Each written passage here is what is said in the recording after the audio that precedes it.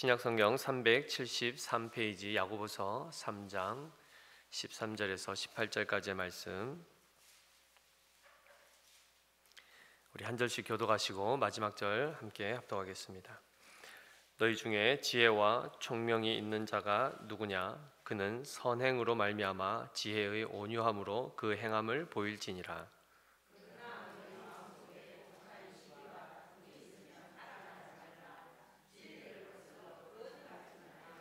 이러한 지혜는 위로부터 내려온 것이 아니요 땅 위의 것이요 정욕의 것이요 귀신의 것이니,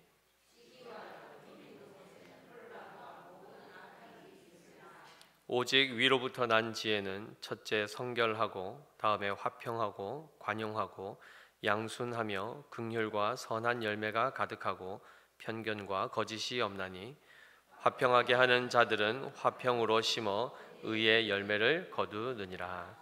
아멘. 샬롬. 네. 샬롬 하니까 반응을 하시더라고요. 네, 우리 문 목사님께서 항상 말씀 전에 샬롬 하셔서 한번 따라해 봤습니다. 네. 말씀 그대로 정말 우리 가운데 이 시간 하나님의 평강이 충만하기를 주님의 이름으로 축복합니다.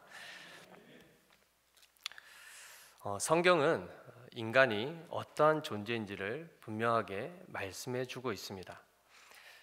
에베소서 4장 18절 또 19절 또 22절에 보면 이렇게 말씀하고 있는데요, 그들의 총명이 어두워지고 그들 가운데 있는 무지함과 그들의 마음이 굳어짐으로 말미암아 하나님의 생명에서 떠나 있도다. 그들이 감각 없는 자가 되어 자신을 방탕에 방임하여 모든 더러운 것을 욕심으로 행하되, 22절입니다. 너희는 유혹의 욕심을 따라 썩어져가는 구습을 따르는 옛사람을 벗어버리고, 이렇게 되어 있죠. 사람에 대한 많은 평가들, 인간에 대한 이해, 많은 연구들이 있습니다. 그러나 사람을 지으신 분이 누구십니까? 하나님이십니다. 하나님께서 우리의 체질을 아시고 우리의 속사람과 우리의 모든 생각을 정확하게 알고 계십니다. 따라서 우리를 아시는 하나님께서 성경을 통하여 계시된 말씀이시죠. 그 말씀을 통하여 분명히 말씀하신 것은 우리가 감각 없는 자가 되어 하나님의 생명에서 떠나 있는 상태였다라고 얘기합니다. 그것이 바로 구습을 따르는 옛사람이죠. 모든 더러운 것을 행하며 악을 행하던 바로 그런 그를 에베소서 1장 7절 9절에서는 우리는 그리스도 안에서 그의 은혜의 풍성함을 따라 그의 피로 말미암아 속량 곧 죄 사함을 받았느니라. 이는 그가 모든 지혜와 총명을 우리에게 넘치게 하사 그 뜻의 비밀을 우리에게 알리신 것이요 그의 기뻐하심을 따라 그리스도 안에서 때가 찬 경륜을 위하여 예정하신 것이니라고 되어 있습니다. 앞서 인간은 총명이 어두워졌다라고 얘기했고, 그것으로 인하여서 감각이, 즉 무지함이 오고, 그리고 감각 없는 자가 되고 마음이 굳어져 있다, 이렇게 말씀하셨는데, 그건 이전의 옛사람의 모습이죠. 그리스도의 그 은혜, 하나님의 그 크신 은혜의 풍성함으로 인하여 그의 피로 우리를 죄 사함의 그 상태에 이르게 하셨는데, 그 후에 하나님이 무엇을 하셨냐면 모든 지혜와 총명을 우리에게 넘치게 부어주셨다라고 얘기합니다. 앞서는 우리의 총명이 어두워져 있었고 무지함 가운데 있었으나 그리스도로 말미암아 죄, 옛사람의 그 모든 우리의 죄성들이 다 제거되고, 그리고 나서 거기에 하나님이 지혜와 총명을 다시금 우리에게 넘치게 하셨다고 말씀합니다. 그러자 새롭게 된, 그리스도로 말미암아 새로운 피조물이 된 우리에게 나타나는 현상이 뭐죠? 그 지혜와 총명이 넘치게 됨으로 인해서 감각이 생기게 됩니다. 그래서 죽었던 감각들이 다 회복이 되자 그 뜻의 비밀, 즉 하나님의 뜻의 비밀을 알게 되었다라고 성경은 말씀하고 있습니다. 골로새서 1장 26절 27절 말씀해 보시면 그 하나님의 뜻의 비밀이 무엇인지가 잘 나타나 있는데요, 이 비밀은 만세와 만대로부터 감추어졌던 것인데 이제는 그의 성도들에게 나타났고, 하나님이 그들로 하여금 이 비밀의 영광이 이방인 가운데 얼마나 풍성한지를 알게 하려 하심이라. 이 비밀은 너희 안에 계신 그리스도시니 곧 영광의 소망이니라. 이렇게 되어 있습니다. 한마디로 총명과 지혜가 없음으로 인해서 무지함 가운데 하나님이 누구신지를 알지 못하고 모든 감각이 죽어 있어서 반응하지 못했던 우리에게 지혜와 총명이 주어지자 예수 그리스도, 즉 하나님의 뜻의 비밀인 감추어져 있었던 그분, 그 예수 그리스도를 알게 되는 일이 발생했다는 것입니다. 우린 단순히 예수님을 믿으면 죄가 없어지고 좋은 곳에 간다 정도로만 생각하겠으나 하나님은 그 하나님이 약속하셨던 하나님 나라에 그 우리가 생각하는 좋은 곳은 곧 하나님이 계신 곳입니다. 하나님이 거하시는 바로 그곳이 하나님 나라요, 바로 그곳에 가게 하시는 목적, 우리를 왜 그곳으로 부르시는가? 궁극적인 목적은 하나님과 교제하도록 하기 위함입니다. 그분을 안다는 것은 단순히 지식이 아니라고 했죠. 지식이 포함되어 있습니다. 그분이 누구신지. 그러나 이러한 지식은 누구도 가지고 있습니까? 마귀도 가지고 있습니다. 사탄도 알고 있죠. 그가 하나님의 아들이신 것을 알고 있습니다.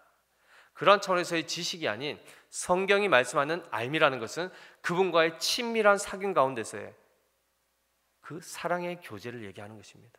이것이 하나로 이렇게 예시로 드러나는 것이 바로 부부의 사랑의 관계, 긴밀한 관계, 연합을 얘기하는 것이죠. 그것과 비교할 수 없을 만큼 하나님과의 친밀한 관계, 그분을 알고 그분을 마음에 모시고 그분과 함께 살아갈 수 있는 바로 이 삶을 이 새로운 피조물에게 주었다는 것이죠. 그것이 바로 우리입니다. 그리스도로 말미암아 새롭게 된 우리가 바로 그러한 존재라는 것이죠. 우리가 잘 알듯이 잠언 9장 10절에 보시면 여호와를 경외하는 것이 지혜의 근본이요 거룩하신 자를 아는 것이 명철이니라 라고 되어 있습니다. 욥기 28장 28절에는 또 이렇게 말씀하고 있습니다. 또 사람에게 말씀하셨도다. 보라, 주를 경외함이 지혜요 악을 떠남이 명철이니라 라고 되어 있습니다. 이 두 말씀을 조합해서 말씀하면, 즉 성경이 말하는 지혜는 하나님을 경외하는 것을 근본으로 하는 것이고, 명철이라는 것은 하나님을 아는 것과 악에서 떠나는 것을 말합니다. 한마디로 지혜가 있다 하면 그 지혜로 하나님을 알고 그분을 경외하게 된다는 것이죠. 그리고 우리가 보통 총명 또는 명철이라는 것을 영어로 하면 understanding입니다. understanding 아래에 선다는 거죠. 밑에 겸손한 자세에서 위를 바라볼 수 있는 그 이해력, 그것이 바로 총명인데요, 바로 하나님을 알고 그분을 마음에 모심으로 악에서부터 떠나게 되는 이 삶을 살도록 하는 것이 바로 총명이라는 것입니다. 따라서 성도에게 있어서 지혜와 총명은 정말 절대적으로 필요한 것입니다. 그것이 결국 하나님을 알게 하고 하나님과 교제하게 하는 수단이 되기 때문입니다. 따라서 이 지혜와 총명을 하나님께서 우리에게 풍성하게 부어주셨다라고 말씀하죠. 우리에게 넘치게 하셨다라고 말씀하셨습니다. 그런데 오늘 본문을 보시면 3장 13절에 이렇게 말씀합니다. 너희 중에 지혜와 총명이 있는 자가 누구냐? 라고 이렇게 야고보가 말을 하고 있습니다. 너희 중에 지혜와 총명이 있는 자가 누구냐? 그는 선행으로 말미암아 지혜의 온유함으로 그 행함을 보일지니라 라고 말씀하고 있죠. 한마디로 말하면 참된 지혜와 총명이 있는 자의 합당한 모습은 지혜의 온유함 안에서 그의 행위를 선한 행동으로 드러내야 한다는 것입니다. 다시 말해서 그리스도를 경외하고 그리스도를 안다고 하는 사람들의 그 올바른 지혜와 총명이 있다라고 하면 그에게는 주님의 뜻을 따라 살아가는 선한 행실이 자연스럽게 나타나야 된다는 것입니다. 한마디로 이 행실 없이 나는 지혜가 있고 총명이 있다, 나는 하나님을 안다 라고 하는데 실제로 그런 삶이 나타나지 않는다면 그것은 거짓된 지혜요 거짓된 총명이라는 것이죠. 야고보가 왜 이렇게 말씀했을까요? 이 야고보 서신을 받는 이 교회, 아까도 말씀드렸지만은 새로운 그리스도로 말미암아 새로운 피조물이 된 자에게는 분명히 무엇과 무엇이 있죠? 지혜와 총명이 있습니다. 정도의 차이는 있을 수 있겠으나 모든 자에게 지혜와 총명을 하나님이 주셨다고 하셨습니다. 그런데 야고보는 그 지혜와 총명이 있다고 하는 자들에게 반문하죠. 너희 안에 정말 지혜와 총명이 있느냐? 만약에 그렇다면 그 지혜와 총명이 참된 것이라면 지혜의 온유함으로 선한 행실을 보이라, 이렇게 말씀합니다. 야고보가 이렇게 따끔한 충고를 하는 이유는 14절에 나와 있는데요. 14절 말씀 우리 같이 함께 읽어보겠습니다. 그러나 너희 마음속에 독한 시기와 다툼이 있으면 자랑하지 말라. 진리를 거슬러 거짓말하지 말라라고 되어 있습니다. 너희 마음속에 독한 시기와 다툼이 있다면 그 어떤 것도 자랑하지 말라. 그리고 진리를 거슬러 거짓말하지 말라라고 이렇게 말씀을 하는 것은 바로 이러한 상태, 즉 옛사람, 구습을 따르는 옛사람 안에 있었던 그런 그 악한 본성들, 그것에 대해서 전혀 인지하지 못하고 여전히 그것을 가지고 있는 상태에서 그냥 지혜가 있다고, 총명이 있다라고 스스로 착각할 경우에 전혀 하나님이 목적하신 열매는 맺혀지지 않은 상태에서 스스로 속게 되는 일들이 발생한다는 것이죠. 이것이 지금 이 서신을 받고 있는 교회 안에 있다는 것입니다. 한마디로 성도들 마음속에 독한 시기심이라는 것은 열정, 열심으로도 번역이 됩니다. 그것은 긍정적인 면도 있죠. 그러나 부정적인 면에서 시기하는 것, 비교하면서 상대적 박탈감 때문에 저 사람을 누르고 올라서려고 하는 그 교만의 그 마음이 깔려있는 상태에서 나타나는 열심과 열정은 시기라고 표현하고 있습니다. 그래서 그것의 수식어가 바로 독한 시기심. 이런 것들이 우리 안에 있고 그 속에서 실제로 다툼과 경쟁이 발생하고 더 나아가서는 진리를 거슬러 거짓말을 하는, 한마디로 진실을 왜곡시키는 일들까지 교회 안에 나타나고 있었던 것입니다. 한마디로 지혜를 경쟁적으로 과시하려고 자랑하는 말과 진리를 왜곡해서라도 자신의 주장을 관철시키려 했던 일들이 교회 안에 이제 나타난 것이죠. 오늘 본문에서 특별히 이제 이들에 대해서는 지혜와 총명을 자랑하는 자들로 이제 말씀을 하고 있죠. 한마디로 내가 하나님 좀 안다, 내가 신앙생활 좀 했다 라고 생각하는 사람들, 믿음의 경륜이 좀 있고 신앙적인 배경이 좀 풍성하신 분들, 이런 분들이 이 오류에 빠질 수 있습니다.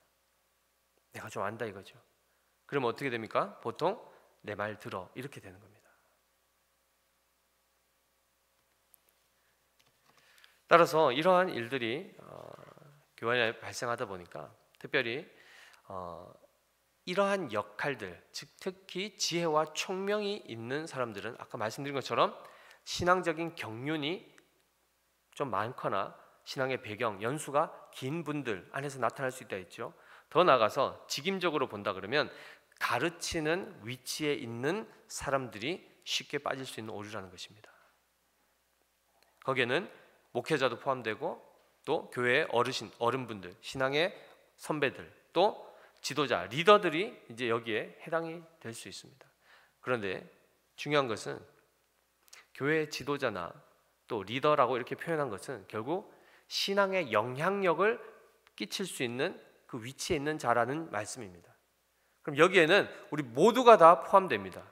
신앙이 어린 분도 나중에는 결국 자라서 어디에 이르게 될까요? 하나님의 말씀을 가르치고 신앙에 영향을 끼치는 그 자리에 결국 가게 될 것 아니겠습니까? 따라서 이 말씀은 사실 성도 모두에게 적용되는 말씀입니다.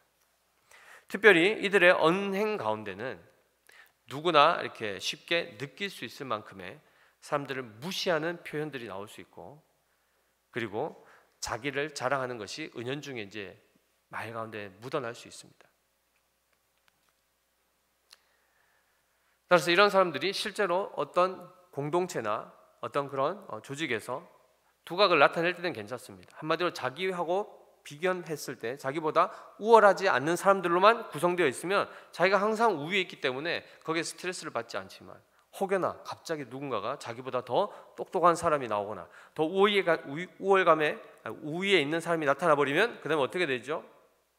자기가 그 자리를 뺏기게 되니까 시기가 나는 겁니다. 한마디로 승질이 나는 거죠. 따라서 자기보다 우월한 사람이 나타나면 질투와 시기로 인해서 견디지 못해서 이제 모두를 무시하게 되는, 오히려 더 강한 언행을 쓰게 되고 스스로 속이고 자기의 지식의 한계와 지혜의 한계가 있음에도 불구하고 그것이 마치 더 있는 것처럼 과장하려고 하는 이런 일들도 나타난다는 것이죠. 이런 사람들은 실제로 지혜로운 자라 하지 않습니다. 성경은 이들을 두고 어리석은 자라 얘기하고 총명이 없는 자라고 얘기를 하고 있습니다. 실제로 15절을 보시면 이러한 지혜, 즉 아까 말씀드린 것처럼 마음속에 독한 시기와 다툼이 있어 그런 심정을 가지고 자기의 지혜와 총명을 막 자랑하는 이러한 사람들, 진리를 거슬러 한마디로 사실을 부풀리거나 왜곡시키는 이러한 것을 하는 사람들의 말하는 그 지혜는 위로부터 내려온 것이 아니다라고 얘기합니다. 한마디로 하나님으로부터 온 것이 아니라는 것이죠. 그런데 이것을 조금 더 강하게 표현하고 있습니다. 그러한 지혜는 어떤 것이죠? 15절에 땅 위의 것이요 정욕의 것이요 귀신의 것이라 이렇게 말씀합니다. 한마디로 하나님으로부터 온 것이 아닌 것을 내가 계속해서 가지고 있으면서 그것을 끊임없이 쏟아낼 때 그 모든 것들이 뭐라는 겁니까? 땅에 속한 것이요 정욕적인 것이요 더 나아가서 그것의 실체가 뭐요? 귀신의 것이라는 것입니다. 귀신으로부터 온 것이라는 것입니다. 마귀가 누구입니까? 거짓의 아비 아닙니까? 그는 처음부터 살인한 자라고 표현하고 있지 않습니까? 그로부터 온 것들이 우리 안에 끊임없이 존재하게 되면 거기에 대한 인지를 하지 못할 경우에 자기도 모르는 사이에 무의식적으로 무시하는 발언이라든가 스스로를 높이려고 하는 그런 표현들과 언사들, 표정들, 뉘앙스 이런 것들이 막 쏟아져 나온다는 것입니다. 이렇게 되면 교회 안에는 분열과 다툼이 생긴다는 것이죠. 한마디로 똑똑한 사람이 나타나면 그 한 사람으로 인해서 많은 사람들이 도움을 받고 유익을 얻어야 그 사람의 존재가 정말 유익한 존재가 되는 것인데 한 사람이 나타남으로 해서 나머지 다른 사람들이 어떻게 되죠? 바보가 되는 것입니다. 그 사람이 너 이거 알아? 이런 식으로 이제 말에 비아냥거린다든가 무시하는 표현들 이렇게 하면 사실 기분 나쁘죠. 그 사람이 똑똑한 건 알겠고 잘난 것은 알겠지만 같이 있고 싶지는 않은 이런 일들이 교회 안에도 많이 나타날 수 있다는 것입니다. 그래서 소그룹에서 나타날 수 있고 대그룹에서도 나타날 수 있는 것이죠. 우리의 가정에서도 나타날 수 있고 직장에서도 나타날 수 있는 것입니다. 그런데 성경은 분명히 말합니다. 그러한 모습들 귀신의 것이라 얘기합니다. 정욕적인 것이요 이 땅에 속해 있는 것이랍니다. 따라서 그것을 끊임없이 쌓아가고 그것을 많이 가진 것으로 인해서 자랑을 하는 것 자체가 하나님 보실 때는 그것이 어리석은 자요 미련한 자요 악한 자라는 하나님의 선언이 평가가 있게 되는 것이죠. 실제로 이 사람들로 인해서 이러한 사람들이 많아지기 시작하면 교회는 결국 분열로 갈 수밖에 없습니다. 이것은 분명 인간의 세속적인 정욕을 부추겨서 교회를 무너뜨리는 마귀의 괴계로부터 온 것이기 때문에 마귀가 제일 좋아하는 게 뭡니까? 그리스도의 몸을 찢어버리는 것입니다. 십자가에 누가 못 박았습니까? 죄인들이 못 박았죠. 마귀에게 종로를 하는 그들이 그리스도를 십자가에 못 박아 그의 몸을 찢어버렸습니다. 주님 다시 부활하시죠. 온전한 몸, 완전한 몸, 부활체를 입으십니다. 그리고 주의 몸된 교회 또한 그의 몸으로 부르셔서 나중에 그 모든 자들의 육체의 부활을 예비하고 계시죠. 그 가운데 사단은 끊임없이 주의 몸인 교회를 어떻게 하기를 원하겠습니까? 찢기를 원합니다. 찢어내기를 원합니다. 끊어버리고 분열시키기를 원합니다. 그것에 어떤 방법이 있습니까? 땅의 것, 정욕적인 것, 귀신적인 것, 그 지혜, 그 땅으로부터 오고 사단으로부터 온 그 시기심과 그러한 지혜와 세상의 총명함을 집어넣어서 그것을 우월하게끔 그 우월감을 가지고 스스로 자기를 만족시키고 다른 사람보다 우월감을 가짐으로 인해서 스스로 세상이 주는 기쁨을 갖도록 하는 이 일들, 그리고 서로 경쟁하고 부추겨서 결국 분열로 만들어버리는, 이게 사단의 괴계라는 것입니다. 따라서 성도가 이런 부분들에 대해서, 사단의 그 괴계, 마귀의 것들에 대해서 제대로 분별하지 못하면 결국 우리 또한 다 그냥 그렇게 살아갈 수밖에 없고 그런 악을 쏟아낼 수밖에 없는 삶을 살게 되는 것이죠. 결국 교회는 점점 힘을 잃어가게 되고 사랑의 교제의 그 결속력이 점점 더 약해질 수밖에 없습니다. 따라서 이 땅으로부터 온 것, 정욕적인 것이고 귀신의 것, 그로부터 온 지혜가 아닌 하나님께서 우리에게 주시고자 하는 지혜와 총명이 어떤 것인가 17절에 나와 있습니다. 우리 함께 읽어보겠습니다.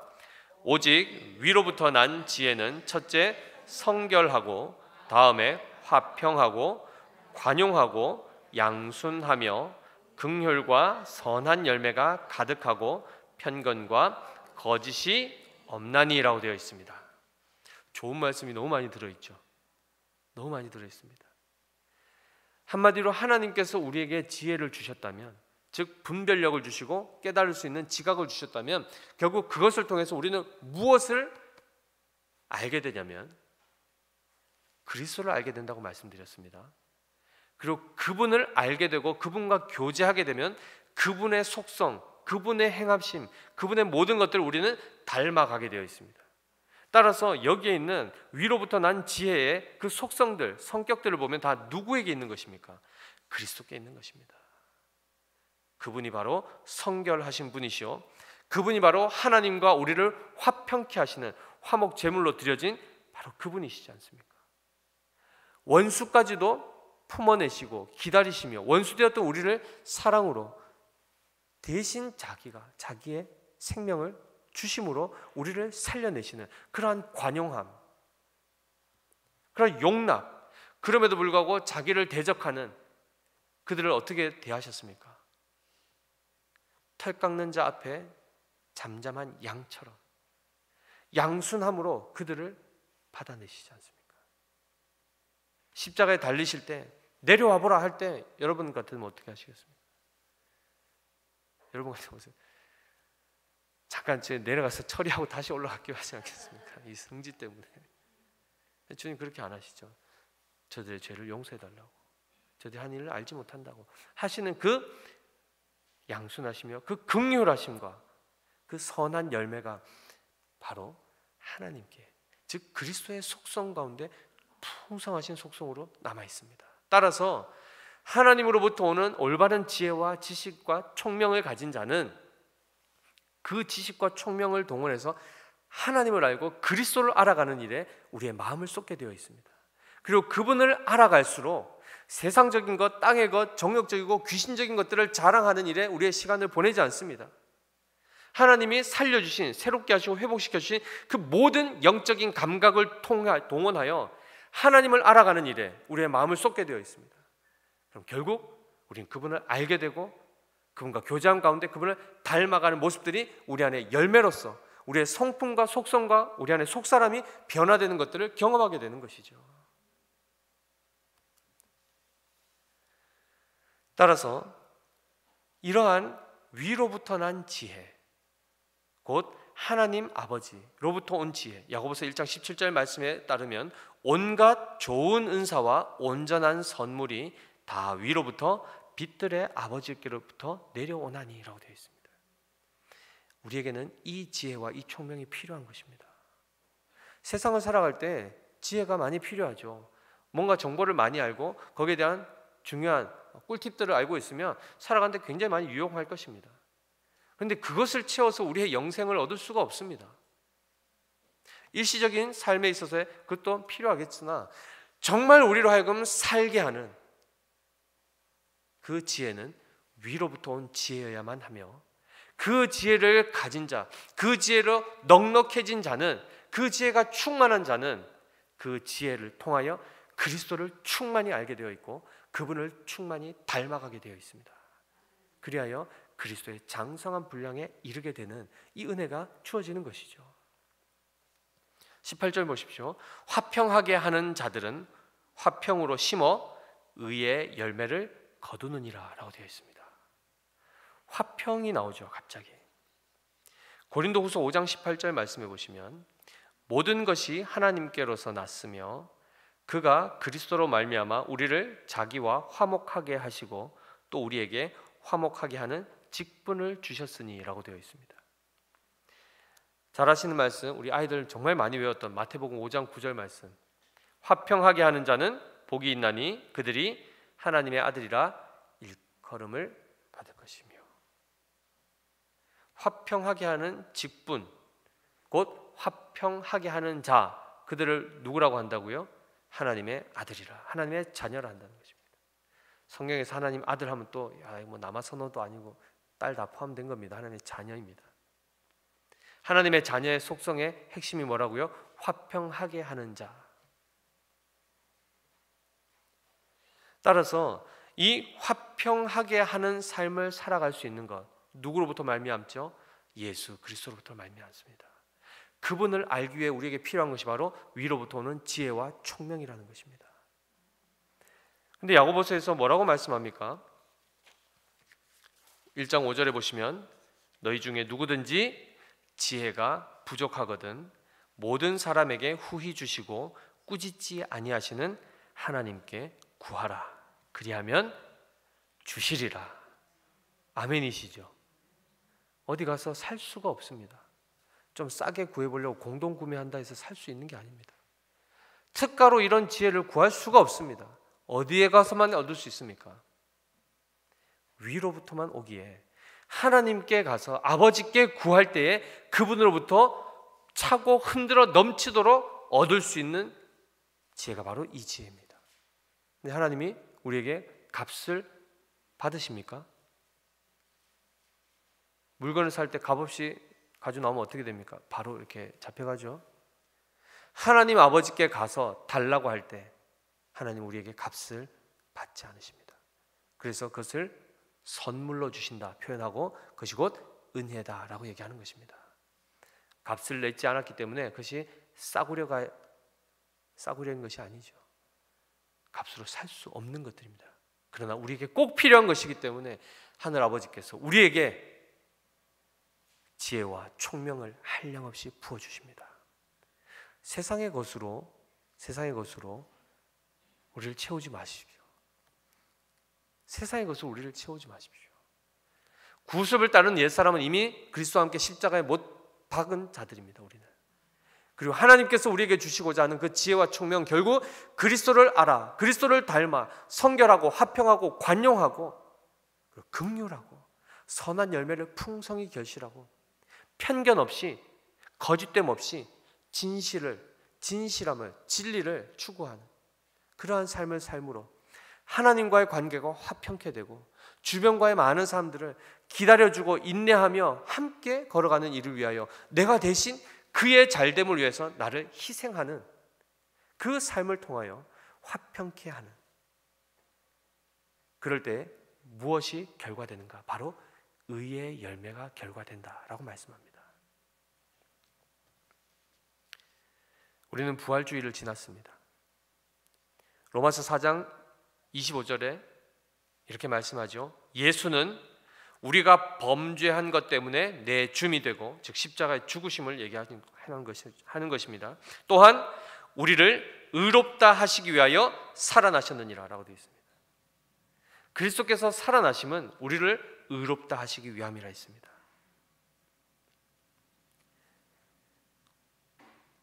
고린도후서 9장 10절에 심는 자에게 씨와 먹을 양식을 주시는 이가 너희 심을 것을 주사 풍성하게 하시고 너희 의의 열매를 더하게 하시리니 라고 되어 있습니다. 모든 것을 공급하십니다. 씨앗도 모든 것들을, 그리하여 그것이 자라 열매를 맺도록 하는 모든 것들을 하나님이 풍성히 공급하신다고 합니다. 의의 열매, 의가 뭡니까? 의가 뭘까요? 하나님이 맺고자 하시는 그 의가 뭘까요? 아브라함이 하나님을 믿으니 그것을 그의 의로 여겼더라. 하나님께서 옳다 인정하시는 그 의, 하나님을 경외하고 하나님을 알고 하나님을 신뢰하고 하나님을 사랑하는 그 상태, 우리 성도 한 사람 한 사람이 하나님 주신 지혜와 총명으로 그리스도를 알아 그분을 더 사랑하고 더 신뢰하고 그분께만 영광의 소망이 되시는 바로 그분께만 우리의 소망을 두고 살아가는 그 삶을 하나님이 목적하셨다는 것을 우리가 기억해야 됩니다. 오늘 말씀드린 것처럼 땅 위의 것, 정욕적인 것, 귀신의 것들을 버리십시오. 더러운 것이요 우리에게 해가 되는 것이요 교회로 교회되지 못하게 하나 되지 못하게 만드는 악한 것들입니다. 그 모든 것들이 우리 안에 내재되어 있을 수 있습니다.